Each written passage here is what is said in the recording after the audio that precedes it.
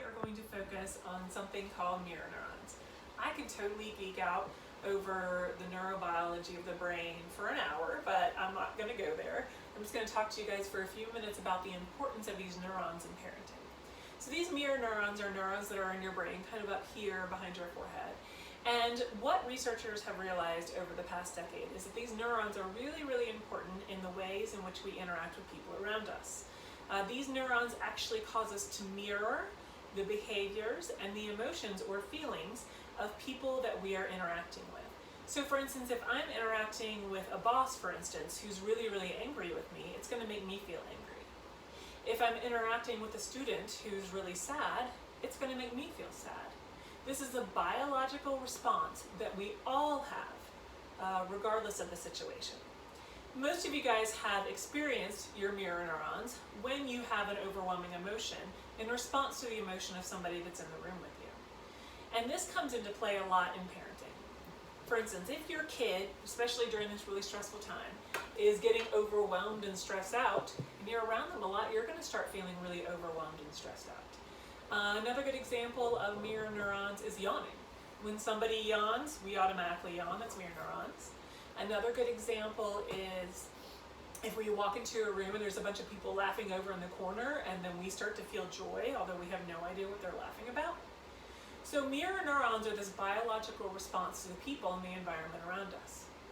So let's say that your child during this time is getting really stressed out, and they have expressed some of their stress through anger towards you. And they're lashing out at you, maybe saying some unkind things. It's very normal for us to want to yell back or get upset back at them, because that's our mirror neurons. But what we have to do as the adults in the situation is always be what we call the bigger, wiser, stronger mirror. And what that means that if our kid is upset with us or overwhelmed with us in some way, we need to be as calm as we can, because our mirror neurology informs their mirror neurology. So the way that we are acting, how our voice sounds, the tone of our voice should be calm. How our face looks, our face should be calm. All of these things mirror back to our child. This is why if we're in an argument with a child, or we're fighting with a child, and they're yelling at us and we yell at them and they yell back, and it's kind of like this dance that gets really unhealthy. So especially during this time, we have to have really good, healthy mirror neurology for our kid and be what we call that bigger, wiser, stronger mirror. And that can help our kids to be calm as well. Now, I know that this can be really hard, guys, during this really stressful time, because we're super stressed. So how can you always be that bigger, wiser, stronger mirror for your kids? The best way to do that is, if you feel yourself getting overwhelmed, try to take a break. Go outside, take a walk around your lawn, go and take a bath, go listen to some music that you love, whatever you need to do to be that bigger, wiser, stronger mirror, so that you don't kind of perpetuate this cycle of stress and overwhelming feelings for you and your family. I'm actually going to put some links about mirror neurons below this video, and you can learn more about them and read more about them if you'd like. And also we're going to do an example of mirror neurons and how they affect your interactions with other people. Okay, so this here's my son, and what we're going to do is we are going to do an example of mirror neurons and what they look like in a situation that's a healthy situation and then an unhealthy situation. So what I'm going to do is I'm going to ask my son here, Sullivan, to just talk to me like he normally talks to me. Why don't you tell me, Sullivan, about some things that you really enjoy? Okay, well, I enjoy pranking people on April Fool's Day. April Fool's Day. Which is today. Just today.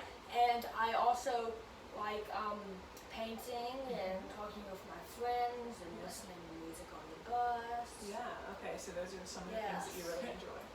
Okay, so you noticed when we were just talking that I was using my mirror neurology to respond to him. I was nodding, I was saying some things to let him know that I was listening to him. An example of mirror neurology that is kind of skewed or possibly not being responsive enough is going to be this next section. So I'm going to ask Sullivan again to speak to me about the things that he's enjoying, and what I'm actually going to do is I'm going to have something called a still face. And a still face means that I'm not going to move my face much, and we're going to see kind of how that goes. So go ahead, Sullivan. Okay, well, I like pranking people on April Fool's Day, painting, socializing with friends, and listening to music on the bus. Okay, so how was that, Sullivan, when I wasn't really reacting to you and my face was still? How did it feel? It felt like you just like out in space. You were either really mad at me, or something I said that really annoyed you, or it's like when you have night terrors, which your eyes are open but you're actually sleeping. Okay. So that experience was a lot different for Sullivan. There's actually research out there that's been going on since the 70s on mirror neurons. It's the still face video, kind of what we just demonstrated for you. So I'll also put the link to those videos down below so that you can see the still face video. But the important part, guys, is that you have to mirror, again, how you want your children to act, especially during these stressful times. And you being overwhelmed and yelling and getting really stressed out is only going to make your kids more stressed out. They don't have the ability to control their mirror neurology as well as we can. So let me give you an example. Let's say that I was sitting in my office at work and my boss walked in and my boss started screaming at me. Our natural response under those circumstances would be that we would start to feel maybe warm, our muscles would get tense, we would start to feel angry, and that's because our boss is yelling at us. So we are mirroring his angry emotions. The thing is that I know I can't yell back at my boss. So I, as an adult, have learned ways to keep my mirror neurons in check. So I can calm myself down, okay, and respond to my boss in a respectful way, even though he's not being respectful to me. But the only reason I can do that with my mirror neurons, guys, is because I'm an adult. And I've had years and years of practice of being calm when people are not calm. It's very different for kids. Their mirror neurology is just as sensitive as ours, and they don't have the coping skills to be able to be that calm when somebody is being overwhelming with them. So watch the videos and read the links below for more information about mirror neurons, and try to start being that bigger, wiser, stronger mirror for your kids. Thanks, guys.